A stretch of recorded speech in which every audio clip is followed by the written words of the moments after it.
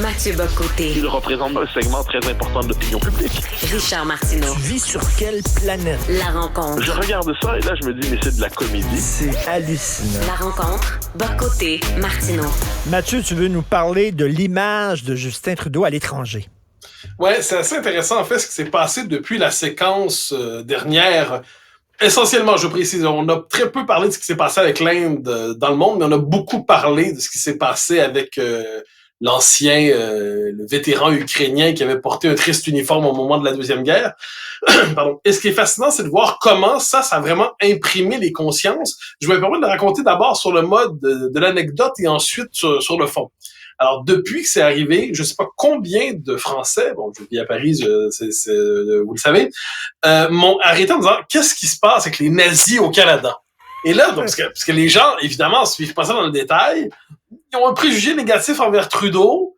Ils disent « C'est quand même pas un nazi, mais qu'est-ce qui se passe avec ça? » Et là, donc, on leur explique la légèreté de Justin Trudeau, on leur raconte l'histoire des Ukrainiens au Canada, on leur raconte l'histoire du nationalisme ukrainien, mais au final, il y a une forme de décrochage en disant c'est comme si Trudeau, qui avait perdu de sa superbe depuis plusieurs mois, sinon quelques années déjà, c'est comme si là le décrochage était complet, c'est-à-dire ce personnage n'est plus d'aucune manière, ne suscite plus le désir politique, disons ça comme ça, et il est désormais considéré, donc au fil des conversations, comme un personnage un peu léger. Et dans la presse française, et même européenne, mais surtout française, l'événement a été rapporté, ça a vraiment fait le tour du monde.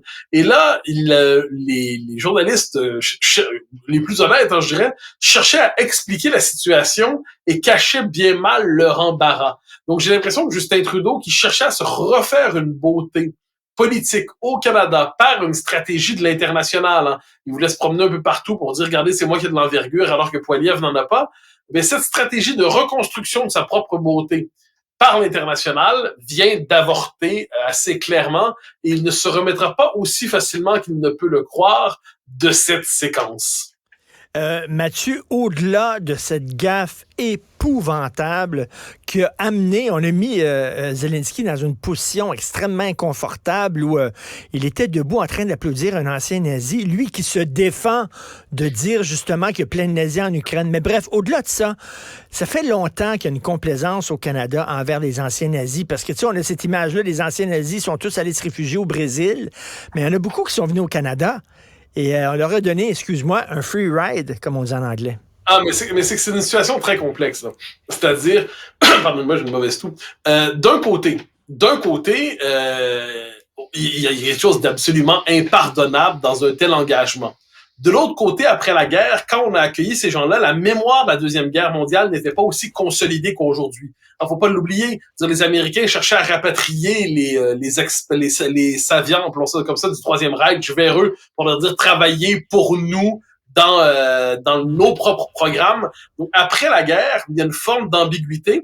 Et puis, pour ce qui est des Ukrainiens qui étaient présents au Canada depuis bien avant la guerre, eh c'était comme, on a des communautés qui sont là pour les accueillir. Donc, je pense pas que dans la tête du gouvernement canadien, après la guerre, il a dit, c'est des nazis, mais on s'en fout, on les accueille, et ainsi de suite, c'est normal. Je pense que la conscience de la guerre, on a pris pleinement conscience de la portée de la Deuxième Guerre mondiale. Ça a pris quelques décennies quand même. Au sortir de la guerre, la question de l'Holocauste n'est pas la seule question par laquelle on aborde la guerre. Puis là, peu à peu, elle va prendre une place centrale vu l'horreur absolue qu'elle représente. Donc ça, je suis prêt à comprendre la complexité de l'histoire en temps réel. Ensuite, ce qui est fascinant, c'est comment on pourrait dire à partir des années 70, 80, 90, le multiculturalisme canadien, là, devient parfaitement complaisant envers les communautarismes, dont le communautarisme ukrainien, dont le communautarisme sikh, le communautarisme hindou, tout ça. Et là, il devient parce qu'il se dit, on ne peut pas piétiner la mémoire des minorités. Et c'est là que, je dirais, la part coupable arrive. C'est quand on passe d'une forme de complaisance envers la mémoire des uns et des autres, au nom du fait qu'on ne saurait piétiner ou remettre en question la mémoire des minorités ou l'identité des minorités. Et ça, on en paie le prix aujourd'hui. Et le Canada, à l'échelle du monde, se présente aujourd'hui comme une espèce de non-pays. C'est un non-pays, c'est-à-dire c'est le pays des 1000 communautés, mais fondamentalement, qu'est-ce que c'est le Canada au-delà de cette espèce de rassemblement de communautés dispersées? C'est beaucoup moins évident. Et c'est drôle, hein, parce que ces manifestations-là contre l'enseignement de la théorie du genre à l'école, où on a vu des femmes voilées, entre autres, dans la rue, engueuler des trans et des homosexuels, c'est comme si on venait de comprendre que même chez les minorités, il y a des fondamentalistes. Il y a des gens, habituellement, c'est chez les Blancs, les fondamentalistes. Et là, on vient d'allumer. Non, toi, moi, je pense qu'on le comprend encore à moitié. Hein. Moi, je reviens toujours sur ce que dit Justin Trudeau là-dessus. Justin Trudeau a vu venir la vague à partir de cet été. Faut pas oublier. Puis Fox News, là, je sais, faut pas citer Fox News, mais quoi qu'il en soit, Fox News produit de l'information et rapportait une info cet été. Trudeau disait, les musulmans canadiens sont instrumentalisés par l'extrême droite américaine. Donc, en dernière instance, la faute aux minorités, c'est pas la faute aux telle minorité, c'est toujours la faute à l'extrême droite qui demeure l'ultime explication de ce qui va mal dans nos sociétés, puis plus encore si elle est américaine. Donc, il y avait quelque chose d'un peu loufoque là-dedans. Et ce qu'on découvre, en fait, on aurait pu le voir en France, en Seine-Saint-Denis, où la communauté juive s'est peu à peu exfiltrée parce que c'était difficile pour elle de vivre dans un environnement où, je dirais, où l'islam le plus rigoriste et quelquefois même l'islamisme était la norme. On peut penser à Bruxelles. On peut penser en Grande-Bretagne. Je veux dire, les manifestations d'islamistes en Grande-Bretagne, c'est quand même quelque chose. C'est très sérieux. Et là, le Canada s'imaginait à l'abri de tout ça. T'sais, le Canada, c'est quand même le pays qui, en 2015, a célébré le niqab comme un symbole d'ouverture aux minorités, comme un symbole féministe. Et là, qu'est-ce qu'on découvre?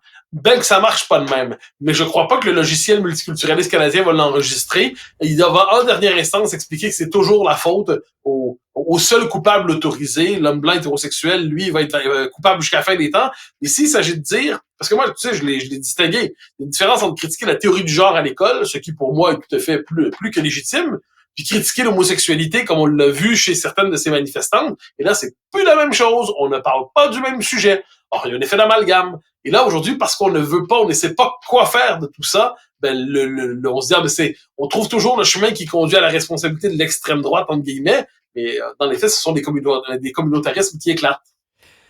Cette vision totalement naïve du multiculturalisme canadien en disant les minorités ne sont pas gangrénées par du fondamentalisme, par des radicaux. Ça, c'est seulement les Blancs. Les minorités, ce sont des victimes, ce sont des gens corrects. Regarde ça. Élise Gravel a un livre sur la théorie du genre qui est enseigné dans les écoles. Le livre est donné dans toutes les écoles au Québec.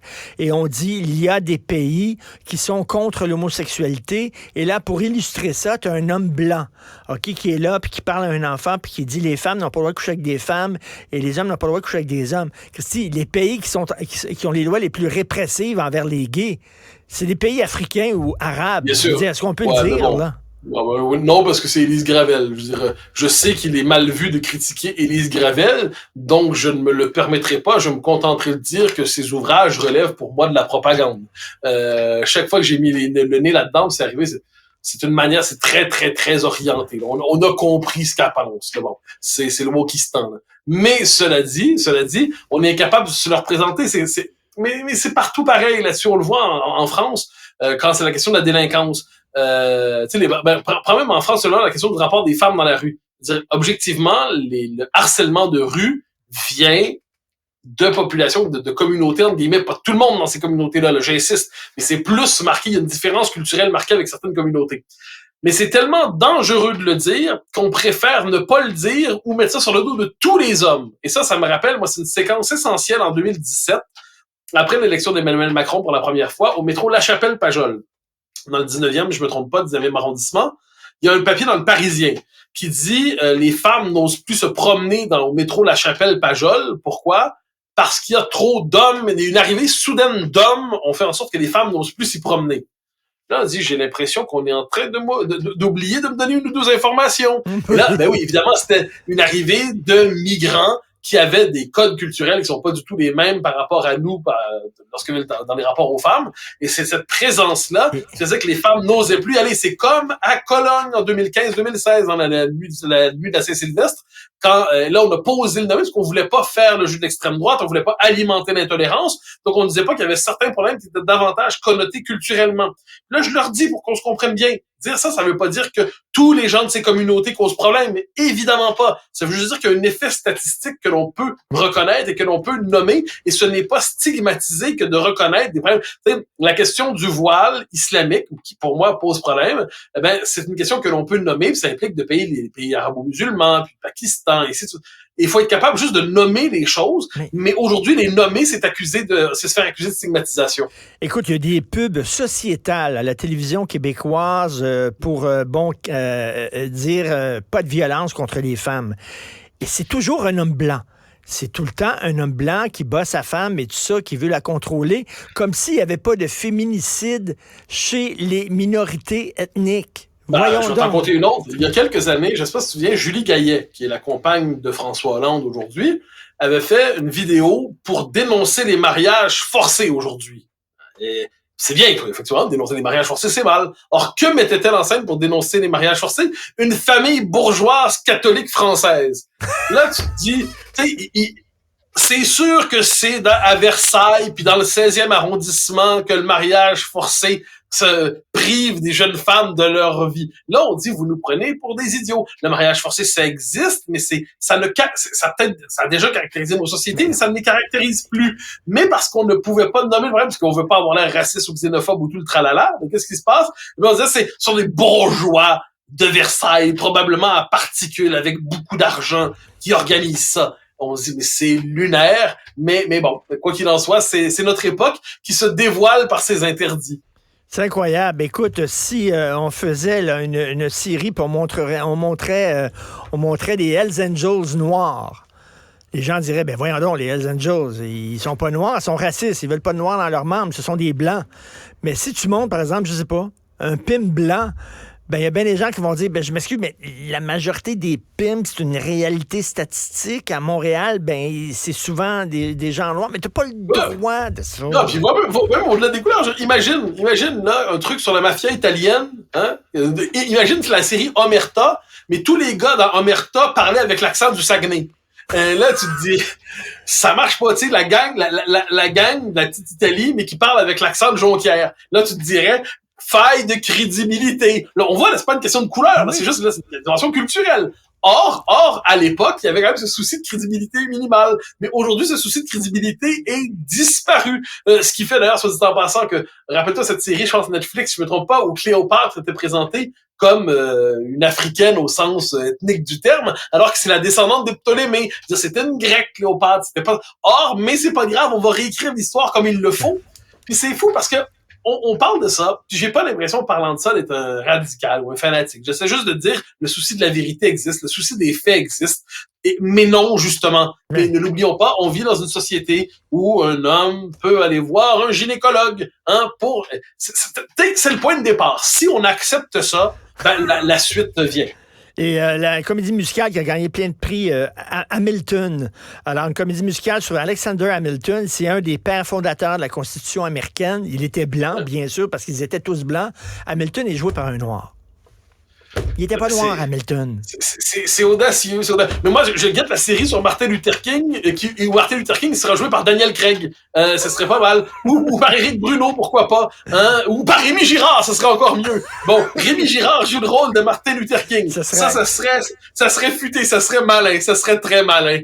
Mais bon, c'est comme ça. Ça serait excellent, ça. Alors, écoute, j'ai très hâte de voir la série sur Mathieu Bock-Côté joué par, Locke Merville, ou je sais pas. Mais Denzel Washington... C'est tout à fait convaincant. Ben, pourquoi pas? J'embellirais, ce serait pas mal. Salut, Mathieu, à demain. Bonne journée. Bye.